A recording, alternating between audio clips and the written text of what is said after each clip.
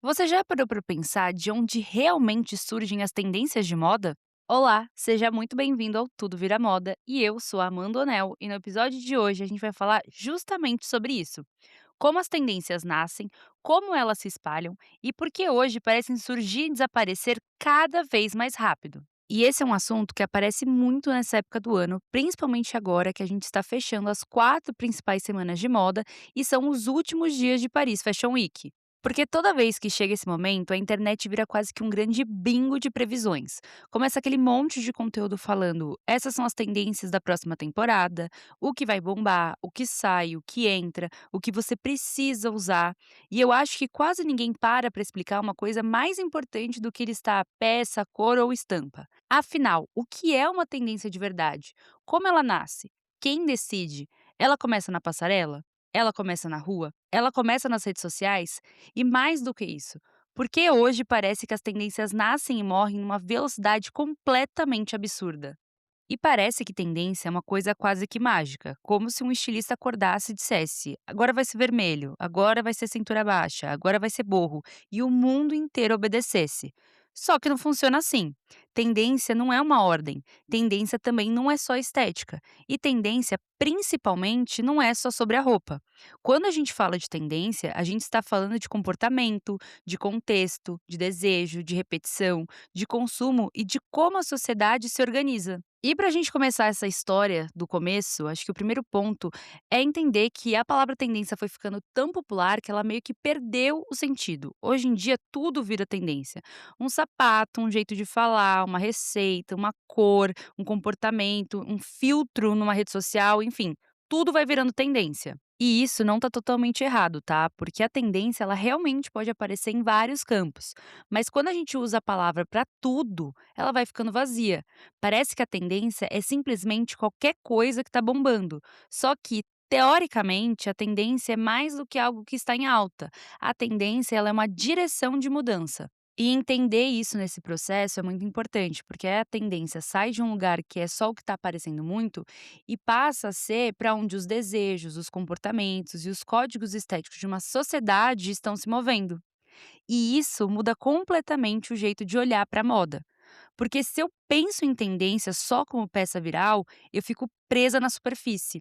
Agora, se eu entendo tendência como uma direção, eu começo a perguntar: por que as pessoas estão querendo isso agora? O que esse gosto está revelando sobre esse momento? O que tem por trás dessa estética? E é aí que a moda fica muito mais interessante. E eu sei o que eu vou falar agora, eu falo demais nas minhas redes sociais, caso você me siga lá, mas é que realmente pra mim assim é uma premissa dentro do universo da moda, né. Então a roupa, ela nunca é só uma roupa, a maneira como a gente se veste sempre conversa com o momento histórico, social, econômico e cultural. E isso aconteceu durante toda a vida humana e sempre vai acontecer. Então, por exemplo, durante os períodos de guerra, as roupas ficaram mais funcionais, mais simples, mais econômicas, porque existia uma escassez de material, tinha um racionamento, a mudança no papel social das mulheres, teve toda a transformação do trabalho. E, na verdade, durante toda a história da humanidade, a gente vive isso. Nos anos 20, por exemplo, a silhueta muda junto com a mudança do comportamento feminino. Quando a gente olha para os anos 80, a gente está vivendo ombreiras, o exagero, performance, tudo muito volumoso. E aí a gente vai para os anos 90, que depois desses excessos de uma mudança econômica e cultural, vem uma estética mais relaxada, mais minimalista. E eu dei aqui exemplos mais recentes, mas isso acontece desde que o mundo é mundo. Então, ou seja, a moda não tira as coisas do nada, ela responde ao momento de mundo. Então, às vezes, ela responde de uma forma mais direta, às vezes de uma forma mais indireta, às vezes mais crítica, às vezes mais escapista, mas ela responde ao momento de mundo de alguma forma. E eu acho que aqui já vale eu quebrar um mito muito comum. Tendência não nasce só na passarela. A passarela tem um papel importante? Claro que tem. Principalmente quando a gente está falando nas grandes semanas de moda, porque ali existe uma concentração de capital, tem a imprensa, a imagem, a validação cultural, o brand, um desejo, enfim, todo um universo. E outra coisa é que a passarela ajuda a organizar visualmente certas ideias. Então, ela traduz um clima, uma sensação, mas ela não inventa tudo sozinha. Inclusive, o estilista também não cria e inventa tudo do nada. E eu digo isso porque ele também está vivendo esse tempo, ele está observando o comportamento, consumindo imagens, reagindo a mudanças políticas, tecnológicas, sociais. Então, ele também está vendo o que está acontecendo na rua, na internet, na cultura pop, em tudo que está ao redor dele. Então essa criação, ela também não vem do nada, ela também é influenciada por tudo que está acontecendo ao redor. Então, quando a gente vê muitas marcas diferentes apresentando propostas parecidas, isso não é uma coincidência. E também não vão estar entrando ali no âmbito da cópia, tá? Mas sim da questão de que todas elas estão tentando entender o zeitgeist, né? Que é o espírito do tempo, tentando ler o que está acontecendo, captando sinais parecidos. E também vale lembrar que quando a gente está falando de grandes marcas de moda, elas têm departamentos muito bem estruturados. Então, tem o departamento de pesquisa de tendência, tem uma relação muito forte com a WGSN. Então, elas recebem reportes, elas sabem muito bem o que está acontecendo, porque existe uma equipe direcionada para isso. E isso me leva para um outro ponto que é muito importante também aqui na nossa conversa, que uma tendência não é exatamente uma novidade. E eu sei que isso pode parecer muito contraditório, porque a moda vende muito essa ideia do novo, mas boa parte das tendências que a gente chama de novas, na verdade, são reedições, reinterpretações ou reorganizações de elementos que já são conhecidos nossos. E isso faz muito sentido quando a gente pensa em como o ser humano reage ao novo. A gente gosta de novidade, mas até certo ponto. Se uma coisa for completamente estranha, completamente fora da nossa capacidade de reconhecer algum código ali, a tendência é rejeitar. Por outro lado, se for familiar demais, também não gera interesse, porque não parece novidade. Então existe um meio do caminho muito importante, o novo aceitável. Inclusive aqui eu quero abrir um parênteses para além da moda e pensando mais em tendências de comportamento humano, e é por isso que muitos especialistas sabiam ali no começo da pandemia como seria grande parte do comportamento das pessoas ali depois desse período. Porque quando a gente olha para a história da humanidade, o comportamento humano ele vai se repetindo justamente por isso, por não às vezes saber interpretar o novo, pelo medo, por voltar para certos códigos e lugares que ele já tem confiança. Então por isso que já sabiam sobre a questão dessa coisa do esporte, todo mundo querendo viver a vida no esporte, também vem a volta do conservadorismo, como por exemplo foi na Segunda Guerra Mundial. Então, tem alguns comportamentos que já dá para a gente prever, porque sempre se repetem. Inclusive, tem uma teoria de design muito citada nesses debates que fala justamente disso. As pessoas tendem a se atrair pelo mais avançado, ainda aceitável, ou seja, algo que pareça novo, mas não novo demais. Algo que surpreenda, mas que ainda dê para processar. Algo que traga estranhamento, mas um estranhamento controlado. E eu acho isso muito bom para a gente entender a moda, porque ela explica por que tantas tendências funcionam como que uma surpresa familiar. Você olha e pensa, tá, isso é diferente, mas eu reconheço alguma coisa aqui. Isso é novo, mas não é totalmente. Isso tem cara de futuro, mas eu já vi isso em algum momento do meu passado. E talvez seja por isso que a moda revise tanto décadas anteriores. Porque, no fundo, a moda só esteja constantemente reorganizando referências já existentes de acordo com as necessidades emocionais, sociais e visuais que são necessárias no presente. Então, quando a gente pergunta como que as tendências voltam, eu diria que elas nunca voltam iguais, elas sempre voltam ali reinterpretadas e elas voltam porque o presente olha para o passado e encontra ali uma linguagem útil para expressar uma ansiedade atual, um desejo atual, algo que as pessoas querem nesse momento. Então, o passado vira repertório e isso é muito mais interessante do que pensar em uma volta simples apenas por repetição. E vocês querem um exemplo muito claro disso, que inclusive eu aposto que grande parte das pessoas que estão ouvindo esse episódio passaram por isso nos últimos tempos? E eu estou falando do Young 2K, mas não só da estética, né, do Young 2K, mas também toda essa volta dos anos 2000. E quando a gente olha a volta do Young 2K, que foi ali, né, 2020, final de 2020, começo de 2021, vem com muita força, principalmente em 2021, não é à toa que isso acontece. Porque a gente estava saindo do primeiro ano de pandemia, a maioria das pessoas que estavam entrando na vida adulta, como por exemplo era o meu caso, eu sou de 97, então muitas pessoas ali, né, de 94 até 99 entrando na vida adulta para ganhar o seu dinheiro, pagar suas contas. E aí quando chega a nossa vez, a gente tem o quê? Pandemia, guerra, crise econômica, tudo caro, tudo um caos. E é exatamente aí que a tendência busca resposta para uma ansiedade atual em algo do passado. E os anos 2000 é justamente um período onde era pré-algoritmo, pré-cansaço digital, no momento onde todos nós éramos crianças e a nossa única preocupação era se a gente seria a Mia, Roberta ou a Lupita. Onde nós ainda era crianças ou pré-adolescentes, onde nossas preocupações realmente eram apenas de uma criança, de um pré-adolescente, não esse mundo adulto que nos engoliu. Então, não foi à toa que os anos 2000 voltaram, mas ele voltou reinterpretado, com novas silhuetas, com novas marcas, com novos desejos. Ah, e isso vale para qualquer outra estética e peça. Então, o boho, o minimalismo, a alfaiataria, eles buscam referências no passado, mas mudam para o presente. Porque o corpo social mudou, a internet também mudou e influencia muita coisa, como, por exemplo, o consumo. Então, o jeito da gente ver a imagem também mudou. O jeito de se comparar com outras pessoas também mudou. E também, claro, principalmente o jeito de comprar mudou, né? Então a questão de comprar online e agora comprar no TikTok Shop, isso também vai influenciando tudo. E é por tudo isso que a tendência também nasce na rua, de subculturas, de grupos específicos, de comportamento periféricos em relação ao centro da moda.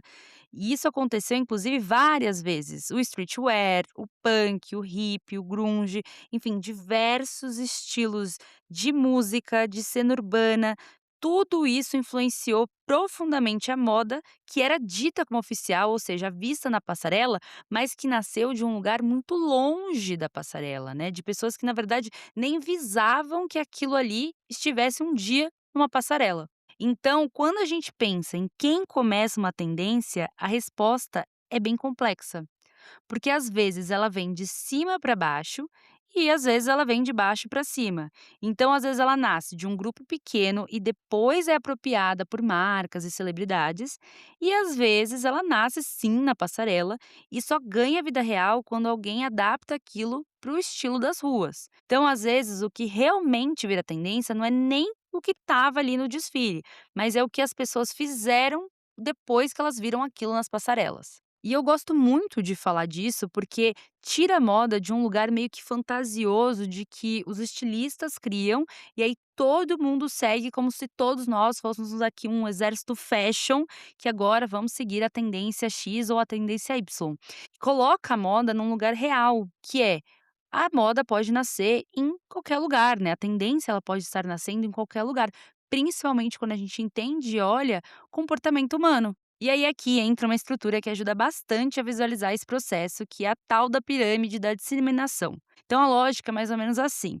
No topo, a gente tem os inovadores, que são aquelas pessoas que gostam de testar as coisas antes, que elas usam combinações diferentes, que elas querem usar o que elas gostam, sem muita regra, são peças diferentes, são algo fora do comum. Logo abaixo dos inovadores, nós temos o Early Adopters, que são pessoas que pegam as ideias dos inovadores e eles começam a transformar aquilo em algo mais assimilável para a moda, né? Uma coisa mais fácil de usar no dia a dia, que talvez não seja tão diferente, mas tem a essência daquilo que os inovadores começaram a utilizar. E é só depois, na base dessa pirâmide, que a grande massa entra. E eu acho isso muito interessante porque mostra como que uma tendência geralmente ela não explode do nada. Mas eu quero abrir um parênteses aqui que eu tô falando de um modelo pré-boom de redes sociais, porque hoje em dia esse ciclo já mudou um pouco.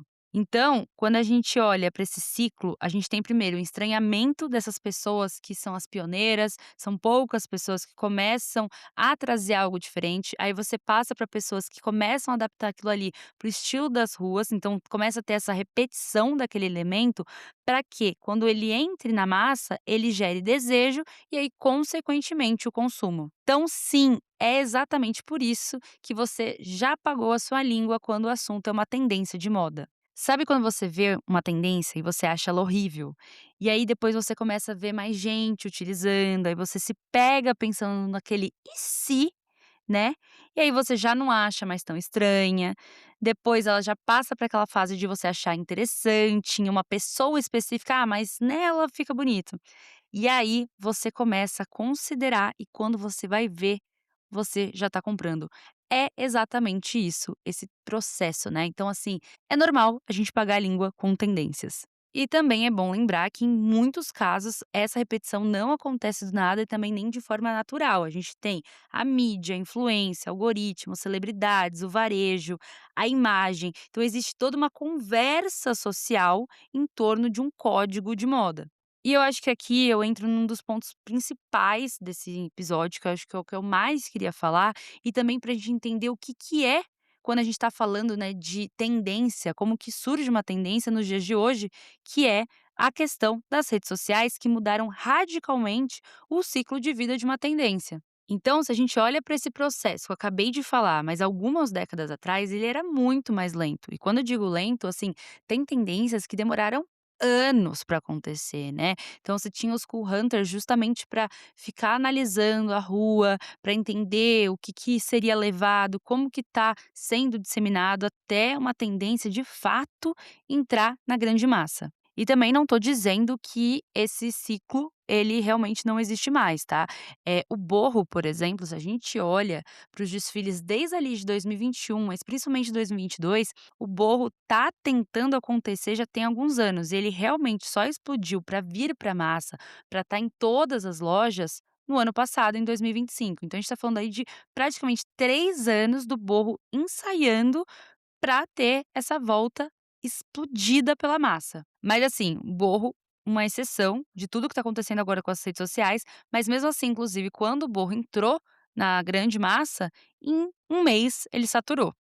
E isso porque hoje uma tendência ela pode surgir num nicho específico, e aí ela vai ser filmada, ela viraliza no TikTok, aparece milhões de vezes no Instagram, vai para o Pinterest, e aí ela ganha um nome, geralmente esse nome sempre com core junto, e aí ela ganha toda uma estética própria, todo um universo próprio, que eu acho que também é muito específico dessas tendências hiperviralizadas agora por conta das redes sociais, né, não é só uma roupa, um acessório, mas é uma performance, é todo um universo que vai desde acessório para casa até uma xuxinha de cabelo. E é claro que isso também não é só culpa das redes sociais, porque hoje a gente tem um processo de produção muito mais rápido e a gente também está falando do capitalismo. Então, essa tendência que já está dominando uma rede social, ela rapidamente entra no fast fashion, ganha um público estrondoso, e aí por conta disso ela já atingiu esse pico de uma tendência, né, o que antes eu falei demorava anos para uma tendência atingir o seu pico e aí começar a morrer, hoje em questão de um mês e meio, uma tendência já atinge o seu pico, e aí ela começa a morrer, e tudo isso acontece, assim, em um espaço muito, muito curto. E essa hiperaceleração de tendências muda a relação da gente com a novidade, com a sensação de saturação, com a ansiedade, com a pressão de atualização constante, ela muda a nossa função da semana de moda, porque a semana de moda ela não tá mais ali num papel de vamos entender o zeitgeist, né. Ela muitas vezes responde o que já está acontecendo nas redes sociais, que não necessariamente é o espírito do tempo, né, é o segundo do tempo. E também muda a forma como o varejo opera, inclusive é aí que a gente entra em marcas de ultra fast fashion, como é o caso da Shein. E eu acho que a principal mudança, assim, é a questão da sensação de pertencimento, porque o ser humano tem essas necessidades de pertencer a um grupo, de estar, né, com pessoas que trazem a mesma ideia do que ele, e essa sensação de pertencimento está muito mais volátil, porque a gente está mudando agora constantemente com todas essas tendências. Então, se antes você tinha uma tendência mais consolidada, circulando por mais tempo, hoje você tem uma infinidade de micro tendências surgindo e se sobrepondo e desaparecendo num ritmo muito mais agressivo. E isso cria uma sensação de que nunca dá para alcançar. Então, quando você entende uma estética, já surgiram 5 novas. E aqui eu quero abrir um micro parênteses, que isso tudo fica ainda mais problemático se a gente percebe que isso está acontecendo por conta de uma rede social, redes sociais, onde grande parte do público ali são adolescentes, que já tem naturalmente, né, todos nós aqui já fomos adolescentes, já tem naturalmente essa sensação, a vontade desesperadora de pertencimento, e agora você tem essa questão muito mais efêmera, assim, é muito mais rápida, que passa e isso mexe com a ansiedade e autoestima deles. Então, por exemplo, quando uma estética chega na massa, muitas vezes ela já começou a ser considerada cansada por quem vive de estar sempre um passo na frente. Inclusive, foi exatamente isso que aconteceu com o Nike Jordan, não sei se vocês lembram, mas várias pessoas que colecionavam, que usavam o tênis para tudo, meses, né, depois que ele começou a atingir as massas, seja com réplicas, o original ficando um pouquinho mais em conta, parcelamento, enfim. Depois de um tempo, essas mesmas pessoas que colecionavam e falavam do tênis começaram a falar que ele não era mais estiloso, que ele não combinava com nada, que não valia a pena mais o tênis. Inclusive, isso gera um efeito muito curioso, porque ao mesmo tempo em que a moda parece mais democrática, porque mais gente participa da produção da imagem e da tendência, ela também fica mais exaustiva, porque a lógica da atualização nunca para. E como eu disse, isso tem uma relação direta com as plataformas, principalmente quando a gente pensa em TikTok e Instagram. Porque essas redes, elas não funcionam só como umas vitrines, elas moldam a própria forma como a tendência vai circular. Elas aceleram o teste, aceleram a aprovação social, aceleram a cópia, aceleram o desgaste, porque muitas vezes comportamentos complexos viram core. Tudo é alguma coisa core. E aí, uma ideia que poderia ser mais ampla, mais histórica, mais contraditória, vira uma estética pronta para consumo rápido. Mas isso não significa que as redes sociais inventaram aquela tendência, mas elas mudaram profundamente a forma de nomear, acelerar e esgotar essas tendências. E eu acho que isso fica muito mais evidente quando a gente compara a macro e a micro tendência. Porque uma macro tendência é um movimento muito mais amplo, mais duradouro, que está mais ligado a mudanças grandes de comportamento e mentalidade. Por exemplo, o autocuidado que a gente está vendo muito nos últimos anos, principalmente potencializado com o wellness, a sustentabilidade, a busca por conforto, a nostalgia. E isso são coisas que atravessam áreas diferentes. Então, moda, música, arte, comida. Então, depende só de uma peça de roupa, por exemplo. Já uma microtendência é muito mais rápida. Ela pode ser uma cor, uma silhueta, um sapato, uma combinação de styling, por exemplo, como foi o caso da cueca aparecendo para fora da calça ou dos shorts. Então, ela se espalha com rapidez e pode sumir com a mesma rapidez. Só que o problema é que hoje a gente vive tão mergulhada nessas micro tendências que às vezes a gente perde a percepção das macro. Então, as macro, elas explicam muito melhor o que está acontecendo, mas a gente está tão saturado de ver todo dia micro tendências que a gente apenas está olhando para elas. Por exemplo, para deixar isso bem claro, o Barbiecore não foi só um cor rosa que bombou, né? Esse rosa, o Barbiecore, o pink, ele explodiu dentro de um contexto, né?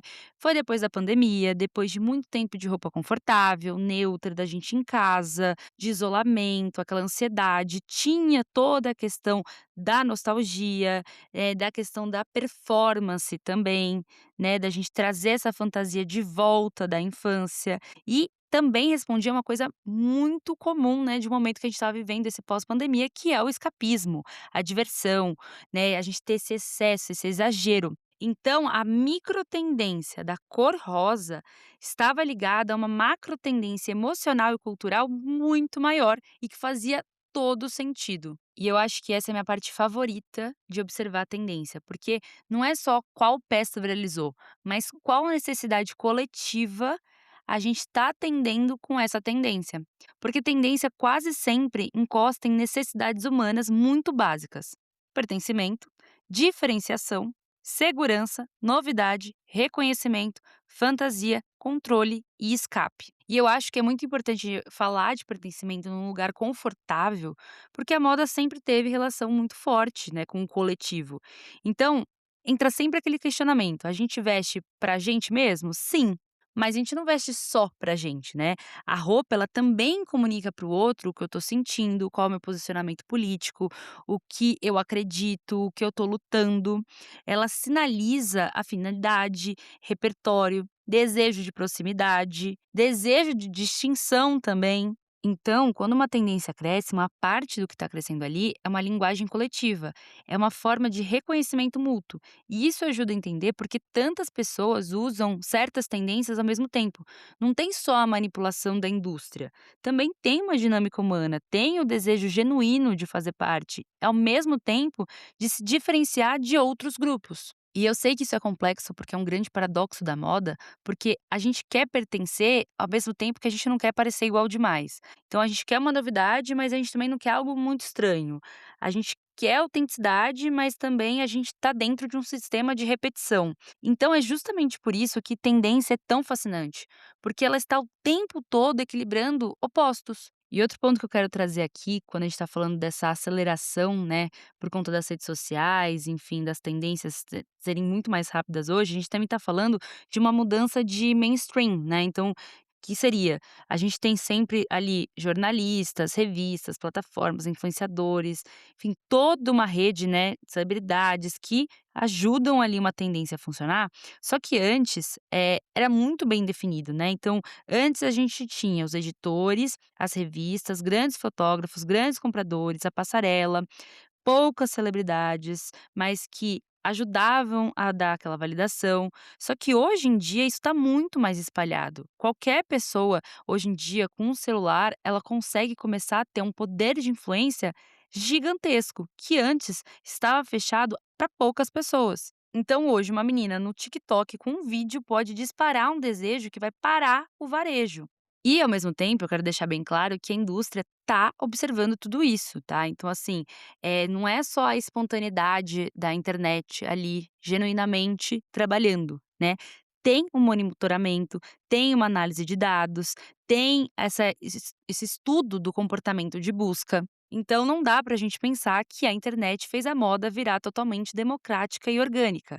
Mas também é errado pensar que ela continua totalmente vertical e fechada ali em pequenas mãos e passarelas. A verdade é que hoje a gente está falando de um sistema híbrido para a formação dessas tendências. Então, entender tendência também é importante para a gente não cair numa relação passiva com ela, para a gente perceber que nem tudo que viraliza precisa ser incorporado pela gente no nosso estilo, no nosso dia a dia. E eu justamente quis trazer esse tema agora aqui para o episódio, porque eu acho que é um timing muito bom, né, com esse fim das semanas de moda, porque é um período que a gente é bombardeado de posts de must have, nova it bag, é a nova cor do momento, o que vai bombar, você precisa ter no armário. E eu acho que é importante a gente olhar para isso, mas com muitas perguntas e entender também da onde vem tudo isso. Tá, por que que essa é a bolsa It bag? Será que ela faz sentido no meu dia a dia? Será que essa tendência tem chance de durar ou é só um pico agora que, é o novo diretor criativo, tá acontecendo uma coisa no momento? E, gente, eu não estou dizendo aqui pra ninguém virar analista de tendências, tá? Porque às vezes a gente só quer abrir o nosso celular e ver a foto de uma bolsa bonita, de algo que você fala: "Putz, cara, gostei dessa combinação, gostaria de usar uma assim", tá? O ponto aqui mesmo é só para trazer uma reflexão e trazer perguntas que podem ajudar a gente, às vezes, sair de um consumo automático, né, e que também, às vezes, gere uma ansiedade na gente que a gente não tá nem percebendo. E eu acho que, no fundo, a tendência é uma forma de tentar organizar a bagunça do nosso presente, né, de tentar dar um nome para alguma coisa que tá ali no ar, que a gente tá sentindo, de transformar nessas sensações ali estranhas que a gente tem. Só que a moda, às vezes, também simplifica demais isso pra gente, e isso pode ser um risco, né, porque quando a gente traduz toda uma mudança social, que é muito complexa, tem um monte de coisa por trás, em apenas uma peça, um styling, a gente também perde essa profundidade, né. Então, por isso que eu quis trazer esse episódio, pra gente tirar a tendência desse lugar banal de que é só uma coisa que tá em alta, e colocar ela de volta num lugar interessante, da gente entender que é uma coisa viva, que tem um grande fator humano, tem uma, sabe, tem todo um respaldo por trás. Porque sim, uma tendência tá muito atrelado com toda a parte do capitalismo, né, do varejo de moda, então economia, marketing, venda, mas ela também fala de medo, desejo, memória, pertencimento, repetição, fantasia. E eu quero fechar esse episódio com uma ideia que amarra tudo isso pra mim. A tendência, ela não é um destino, ela é um sinal. Ela não é uma ordem que você tem que obedecer, ela é uma pista sobre o momento que a gente tá vivendo, sobre o que talvez você queira mostrar, onde você quer ser valorizado, com o que você está sonhando. Então, talvez a próxima vez que você vê alguém falando de essas são as próximas tendências da temporada, talvez valha dividir aquele pensamento do "eu preciso usar isso" e também entender e pensar o que isso está tentando me dizer sobre o agora. Mas assim, gente, também tem horas que a gente só quer ver uma coisa bonita sem pensar e também tá tudo bem. E eu sou a Amanda Onel e esse foi mais um episódio de Tudo Vira Moda e eu espero que vocês tenham gostado e até o próximo. Beijo!